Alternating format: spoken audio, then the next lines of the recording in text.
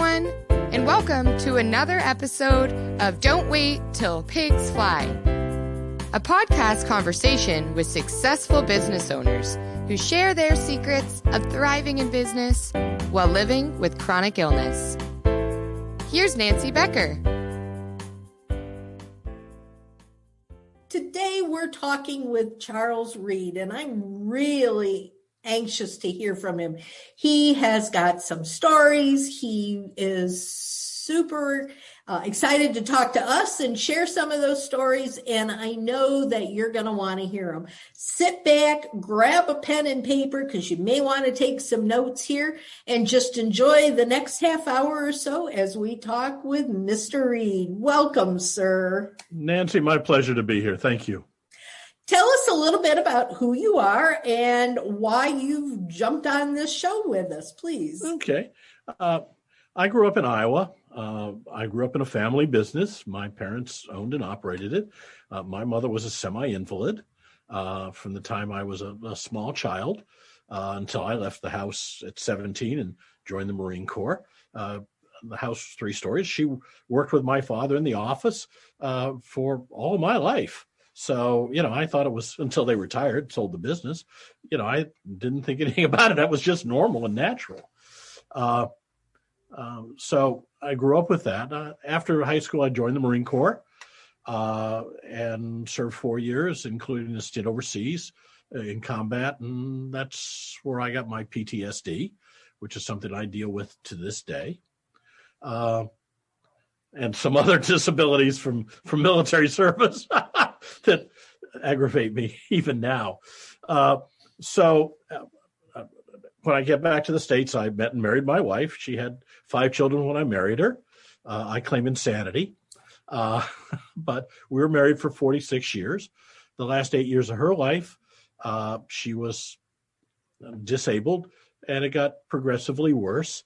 She had a stroke and then had a series of them, and the last one, killed her on the way to the hospital.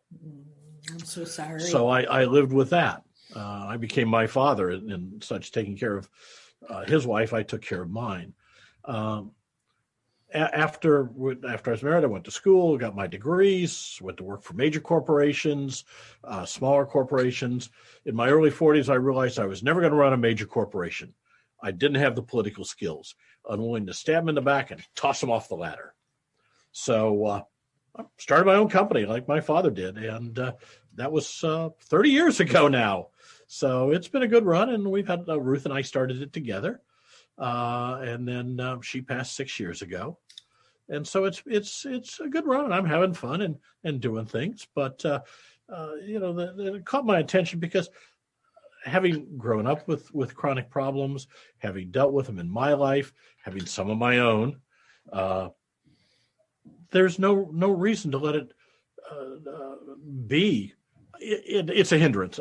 No, we're not going to argue that, but it doesn't have to keep you from doing the things in business you want to do.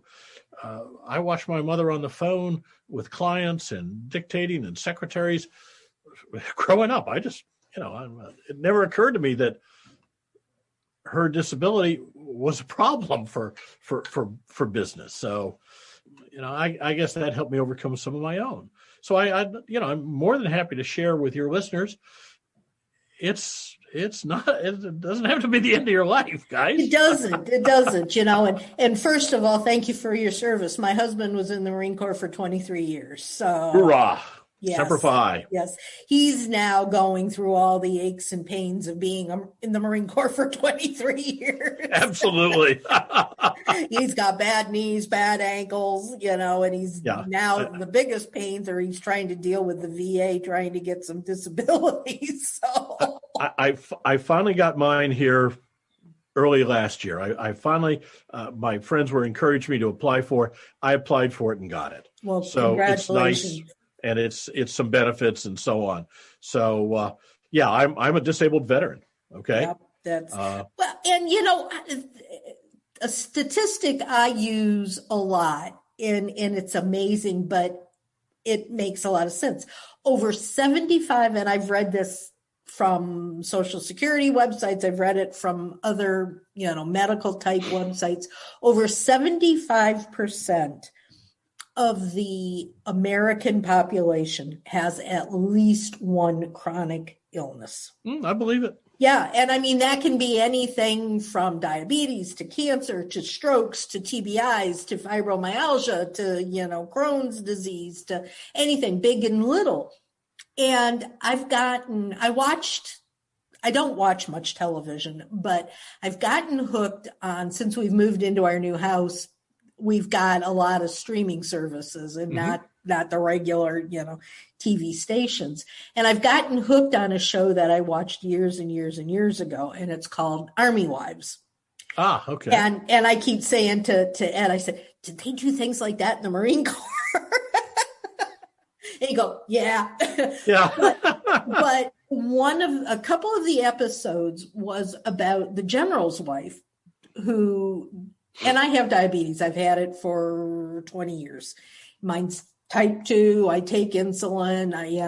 It's second nature to me. It's just not a big thing to me. But she was diagnosed on the TV show with diabetes.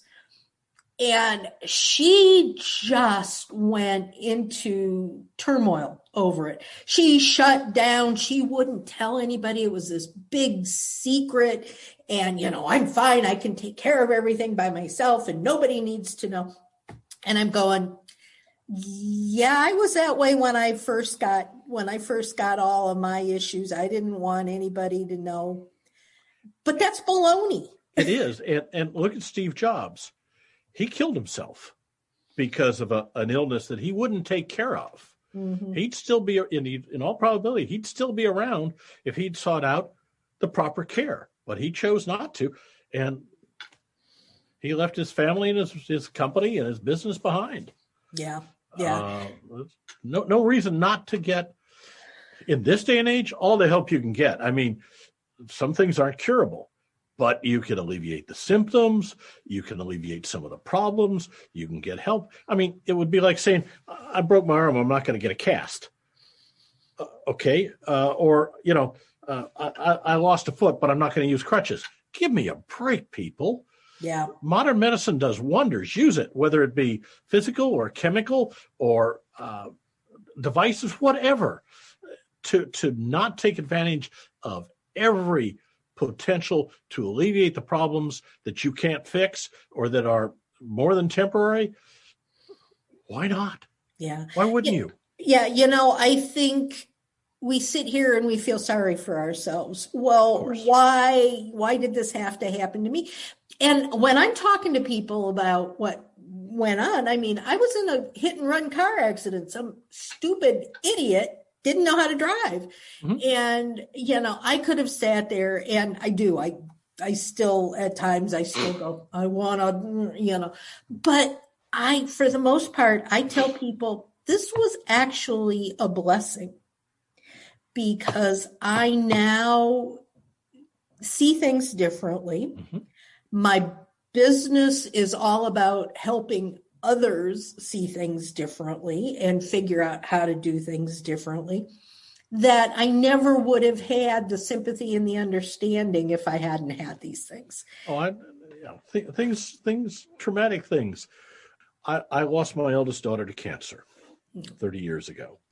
Long story, but she lived with us while she underwent chemo and passed. Nobody should ever lose a child. I mean, you know your parents are going to die before you do, and maybe your spouse, but you shouldn't outlive your children. Mm-hmm. And watching her go through that changed my life. It made me much more empathetic, not sympathetic, but empathetic with people. When I sit down, I can talk with people who've lost a child because I have. If you haven't, it's very, very difficult to talk to them and for you to understand if you haven't gone through it. So yeah, I mean, these things can change us and do. As your accident changed you, the loss of my wife and my daughter have changed me. My chronic illnesses have made me adapt to things and change things that I might not want to have done, but sometimes you just don't have a choice. You gotta, if you're not going to live with them, you got to die. So if you're going to live with them, learn to live with them, and you might as well adapt and make the best out of it and have as much fun as you can, because it's not going to go away. So no. In fact, I was talking to somebody the other day. I was doing a survey, and I wanted to talk to women business owners who had chronic illness and who ran businesses. And she came to me and she says, "Sure, I'll answer your poll." And we get on the interview together, and she says, "Well, I used to have a chronic illness, but I don't anymore, and I don't think about those things anymore." And I'm going, "What do you have?" And she said what it was she had, and I can tell you, you may go into remission with something like that, but you got it, sweetheart. Yeah. You're never gonna get rid of it totally. Yeah. But I think for me, it's really interesting, and what I try to do for my listeners and for everybody out there, and you and I were talking about it before we got on the air, was not only the health aspects and trying to change how we live our lives, but it's how we do things with the tools and the strategies and all of that of running a business. Yep. And I mentioned that I have short-term memory issues. So rather than drive myself crazy trying to get my podcast introduction perfect every single time, I recorded it. So I don't got to worry about it, And that just takes one thing off my plate. I figured out tools where we sign up for appointments. And so then all I have to do is look at my phone and say, "Oh, I have an interview today. I need to get ready for it." Yep. And, there's so many things that we can do to help ourselves and to help the people we work with that, I think it's really important that we say, yes, I'm going to work to figure these things out. I agree with you. I think it's critical. Again, take advantage of these things, figure things out, use people, use apps, use computers, use a wheelchair, use crutches, use whatever you need. You can adapt your workspace. You can adapt your scheduling. You can adapt a number of things. Growing a successful business is hard enough, but trying to do it while adjusting to a new challenge like a chronic illness can definitely derail the best of us. Nancy understands. She has been there, done that. With 30 years of success, she knows the necessary business hacks to increase your income and relieve the day-to-day stress of running a business, all while living in an uncooperative body. Nancy can help you. Connect with her today through the links in the show notes so you can see your business soar higher. I've got PTSD, among other things. And so close crowds really, really get me going. I don't go to big concerts. I really don't go to movies, because I can sit in a movie theater that's not crowded, but if it's a crowded movie theater and we're shoulder to shoulder, no, I'm leaving. I'm sorry. So I don't go. So when I do public speaking, I inspect the premises first, and I have I'm on stage, and I come up, and after I'm done, I'll answer questions from the stage. I don't go down into the crowd because I can't handle it. Yeah. So I have I'll have a microphone out in the crowd for people to ask questions, and then I'll respond. Okay. And I'll have my literature at the back and their cards, and feel free, take whatever you want. And they're already signed. Okay. So I don't have to, I'm not trying to sign them individually with people crowding around me, because I don't handle it well. I don't normally fly coach. I spend the extra money to fly first class because you sit me in the middle of and even if I fly coach, if they stick me in the middle seat, I don't fly. Mm-hmm. I won't take that flight. I can live with an aisle seat, but I can't live with a middle or window seat. I can't do it. I have been known to get up and leave a plane. Okay. My mom had in the middle of the back and. Yeah, my mom had claustrophobia, horrible. I got that too. Yeah, and when she was towards the end of her life, she had dementia. And we took her to the emergency room one night, and it took 2 hours for my strong, burly Marine Corps husband to get her from outside the door to the ER to the inside door of the ER. Because she wouldn't go in. She's doing this number and he's trying to push her and she's pushing back. And it's all because she had claustrophobia. And finally, he just picked her. He's also a fireman. So he picked her up in a fireman's carry. And just carried her inside. Carried her inside. But and so, you need to figure out what works for you. And use experts. When Ruth had her stroke, we brought in outsiders to say, okay, to make the house easier for her, do this, this, this, this, this, this, and this. And we did them, okay, which made her life easier, okay? So you may not know how to do it, but somebody knows. So ask, use. Hell, everything's on the web these days, but if you need an expert, get one. Get somebody in and say, do this. If your doctor's not an expert in what you have, find one that is, please. I changed doctors not too long ago because I'm going to be an old man. So I've got a doctor now that's board certified in geriatrics. I may not look that old, but I'm 72 this year. So I'm in that geriatric stage. I plan on dying at the age of 106, shot by an irate husband. That's a whole different story. Okay. I love it. So we'll have to get into that story next. Yeah, maybe that's a private conversation. But I've got issues with blood pressure and cholesterol and gout and arthritis and knees and sleep apnea and kidney stones and bad shoulders and all kinds of other things. And I treat them. Mm-hmm. I see a chiropractor once a week for my back, once a week, almost religiously. And I do these things so I can work. I've got a great staff, and that helps because if I can't be in that day, I'm okay. And I've got a phone. I got a computer at work. I can dial into my computer at the office and have everything I'm working on right there at home.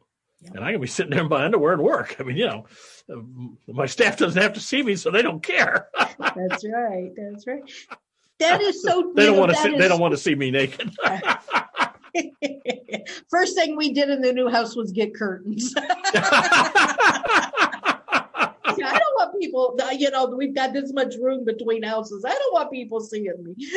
Yeah, so I understand fully. But, you're right. And you've figured out what's important. And that's the first thing I tell when I start to work with a new client. I say, okay, let's sit down and talk about what it is that you do on a regular basis to run your business. Right. And, they start, well, I do this. I said, give me a schedule of from when you get there in the morning until when you go to bed at night, what is it that you do? Now let's look at what are you having problems with? What can't you do anymore? What is your zone of genius that you be able to do till the day you die? And let's figure out how to make all of this work. And it was like yesterday, I didn't feel good. I hadn't slept the whole night before, and I was just doing this. And I said, I'm going to let my assistant handle today. I'm going to bed. Right. Take a nap. Yeah. Absolutely. Yeah. And did I've gotten, and it's an interesting concept that somebody said to me, and I've taken it on now. What is the worst thing that could happen if you don't get something done? If you're not going to die from it, then you're okay. Yeah. My old one was, you've got something. If it's going to make a difference in 10 years, it's important. If it's not going to make a difference 10 years from now, don't worry about it. Yeah. It's not important. Yeah. You may have to handle it, but it's not important if it's not going to make a difference 10 years from now. Yeah. Don't worry about it. And that's, it's real easy to let things overwhelm you. It's real easy. Yeah. The mind works that way, and you can just pile on and pile on and pile on until you cripple yourself mentally. Meditation, mindfulness, other things to clear your mind, help, and I believe in them. I practice it. Because the old saw, if you don't mind, it doesn't matter. So, you've got to come to an accommodation with yourself and with your peculiarities, your disabilities, and your chronic illnesses, and come to grips with them and say, okay, so what? I got this. No, okay, we'll work around it. We'll make it do. We'll figure out ways to be successful in spite of it, or maybe because of it. Because of it, yeah. Okay. Yeah. It forces me to do things which allow me to be successful. Okay. That works. I mean, one of the ways I communicate well, besides speaking, is I write. This is my 4th book. Okay. The Payroll Book. It's a guide for small business and startups. Wiley published it late last year. For Congratulations. Thank you. For your listeners, if they're interested, thepayrollbook.com, discount code podcast. I'll give you a free one. So anybody that's interested in payroll, please feel free. But that's something I can do sitting at my desk and write. And I, for the most part, enjoy. Editing gets a little boring, but writing's fun. So you come to a mental accommodation with these things, and you work with it. And there's no reason you can't be successful. I'm sorry. If you want to be, you will be. If you don't want to be, you won't be. Absolutely. I don't often talk about mindset because there's enough people out there that's what they do, that Sure. I focus on the tools.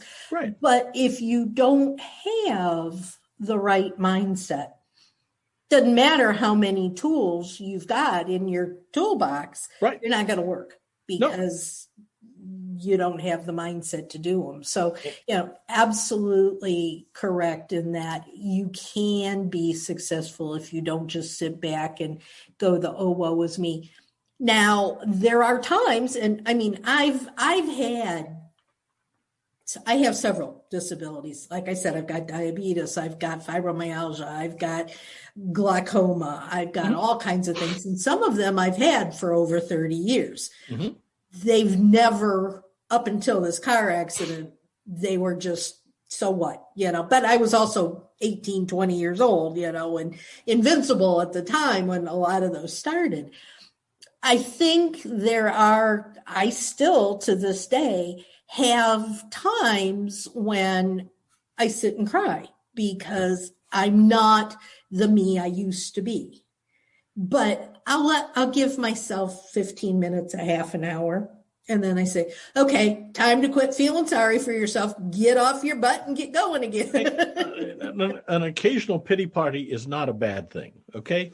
As long as you keep it occasional and short term.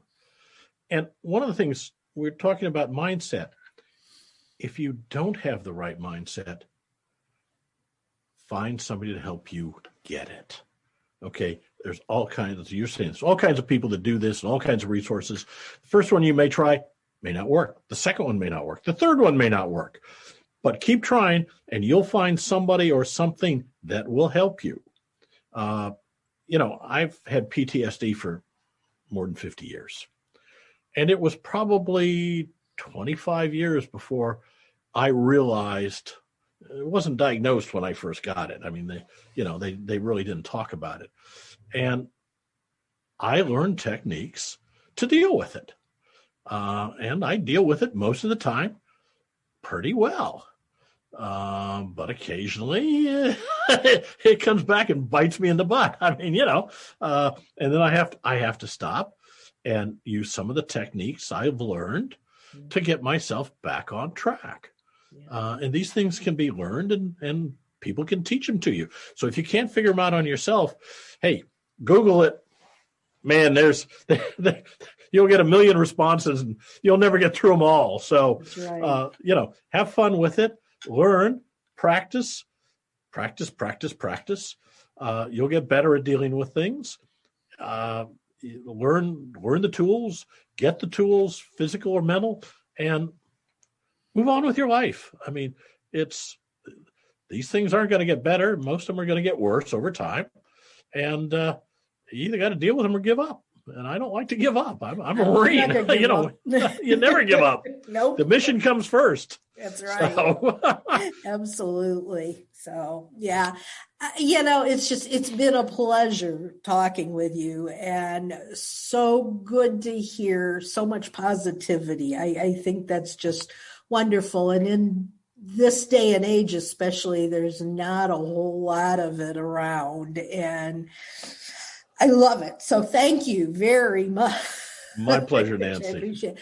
What have we not talked about that you think is really important that the listeners hear?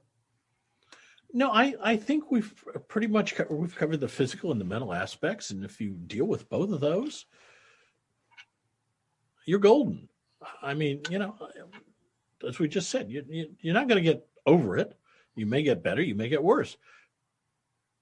But deal with it and you'll be successful. And that success allows you to do other things to make life even better and easier. Money doesn't solve every problem. Money doesn't make you happy. But what money does is solves all the problems of being poor. Okay? So be successful, make money. That allows you to hire people, get better tools, better assistance, a new house that's better designed. All those things happen. So use your business to be successful. And then that allows you to have an easier life. I mean, billionaires don't go through, they have their own problems. Don't misunderstand me. But they don't worry about getting a car that works or a house that fits them or, a plane. They want to go someplace, they just get on their private jet. Okay. So it solves a lot of problems. Doesn't solve all. Doesn't make you happy, but it solves the problems of being poor. So, be successful and enjoy it. Yeah. And I say, for me, I want to be successful because I want other people to be successful. Well, that's how you get successful. Yeah. So with that, I will make sure that your book is listed in the show notes. Thank you. And again, thank you so much for everything. Guys, this has been a wonderful interview. If you have any questions, put them in the comment section of the podcast. We do this and another podcast every single Tuesday evening, and we would love for you to share with us if you have thoughts on who you'd like to hear or topics that you would like to hear. Let us know. And until next time, get out there, be productive, and soar higher. Take care, everybody. Bye-bye.